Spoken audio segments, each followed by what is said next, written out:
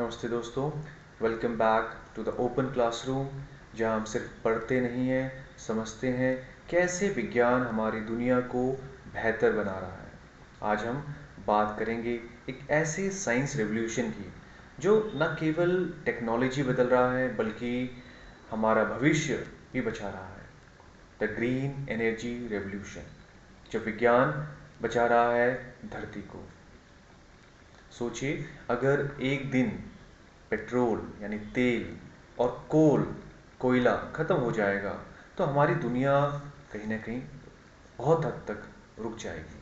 लेकिन क्या आप जानते हैं, विज्ञान ने इसका सल्यूशन पहले ही खोज लिया है। वो है ग्रीन एनर्जी, यानी स्वच्छ और नवीकरणीय ऊर्जा। एनर्जी जो नेचर से मिलती है और जिसे बार बार यूज़ किया जा सकता है, जैसे सूरज की रोशनी सोलार एनर्जी, हवा विंड एनर्जी, पानी हाइड्रो एनर्जी और हाइड्रोजन फ्यूल। ये सभी एनर्जी के जो सोर्सेस हैं, ये कहीं ना कहीं हमारे नेचर में है। आखिर विंड एनर्जी है क्या? What is wind energy? So let's understand the science behind it. Green energy का मतलब एक ऐसी एनर्जी जो पोल्यूशन ना करे, कार्बन एमिशन बहुत कम करे और नेचर को किसी भी हद तक नुकसान ना पहुंचाए। यह है ग्रीन एनर्जी।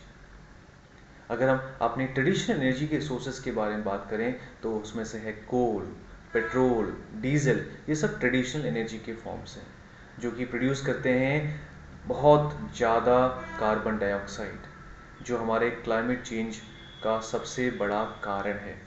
लेकिन जो ग्रीन एनर्जी सोर्सेस हैं, जैसे सोलार एनर्जी है, विंड एनर्जी है, हाइड्रो एनर्जी है, सनलाइट है, एयर है, वाटर, इलेक्ट्रिसिटी बनाते हैं।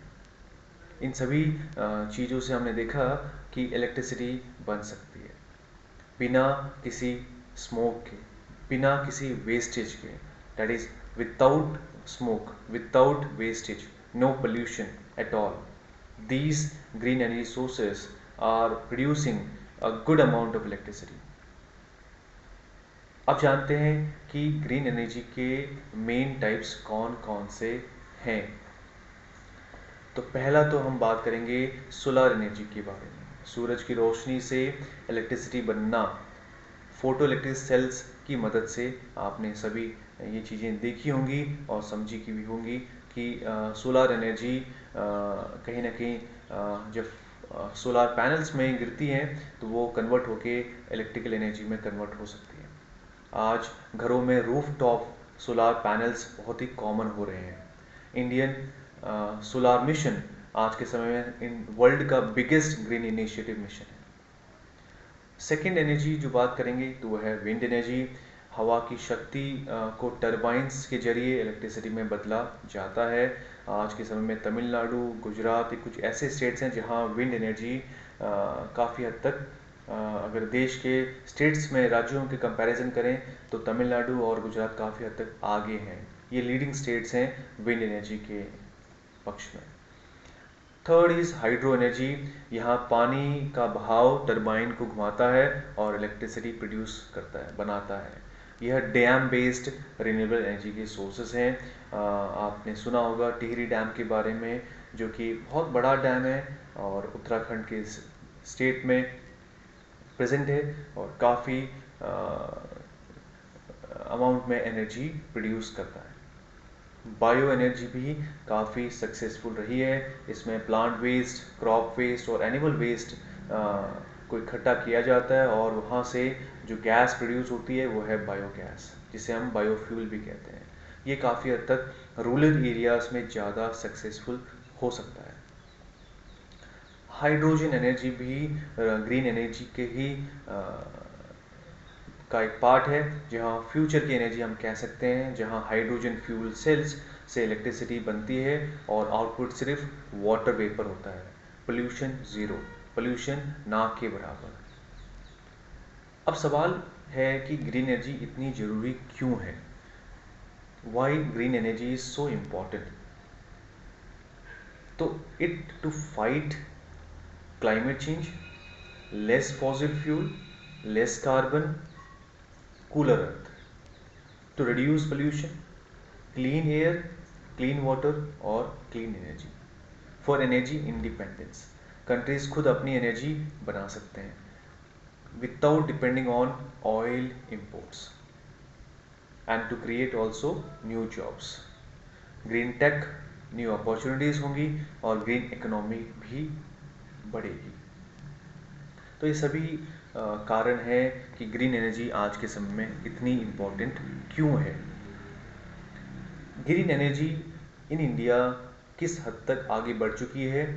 अगर हम इंडिया की बात करें तो ग्रीन एनर्जी रेवोल्यूशन की फ्रंट लाइन पर है international solar alliance ISA। Bharat और फ्रांस ने मिलकर शुरू किया। अब 100 से ज़्यादा देश इसमें जुड़ चुके हैं। एक है नेशनल हाइड्रोजन मिशन। इंडिया ने एम किया है कि वो हाइड्रोजन सुपर पावर बन जाएगा 2030 तक। रिन्यूएबल कैपेसिटी, इंडिया दुनिया की 3rd largest renewable energy producer बन गया है। तो इन सभी चीज़ों में हम देख सकते हैं कि ग्रीन एनर्जी में इंडिया किस लेवल में वर्ल्ड में एग्जिस्ट करता है।